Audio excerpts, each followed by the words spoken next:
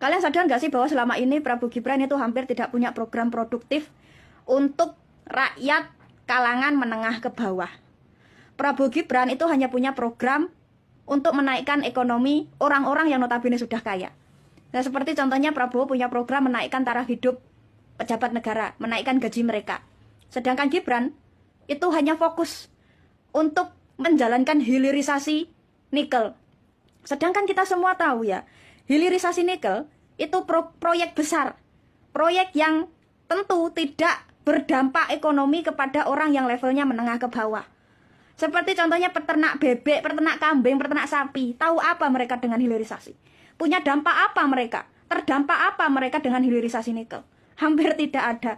Yang terdampak adalah orang-orang yang notabene sudah kaya, yang punya koneksi untuk mengatur atau memanage hilirisasi nikel tersebut.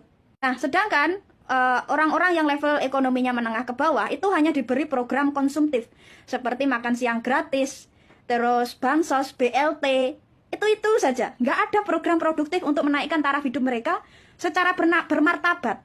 Program-program konsumtif yang diberikan Prabowo Gibran kepada kalangan menengah ke bawah itu seperti mengajarkan kalangan menengah ke bawah untuk malas bekerja.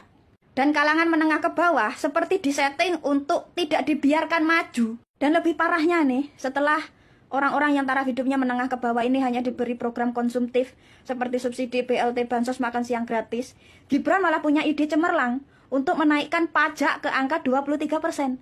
Nah, lucunya ada orang yang mendukung orang yang secara tidak langsung mencekik orang miskin untuk semakin miskin.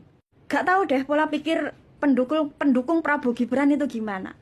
Kalau seperti Raffi Ahmad ya, yang punya proyek besar, yang punya nilai ekonomi besar, yang harus berjalan bagaimanapun caranya, itu wajar banget kalau dukung Prabowo Gibran. Karena mereka cari aman. Lah terus orang-orang remahan rengginang yang punya pay letter, punya pinjol, punya utang di Mekar, terus dukung Gibran yang jelas-jelas punya ide menaikkan pajak sampai 23%.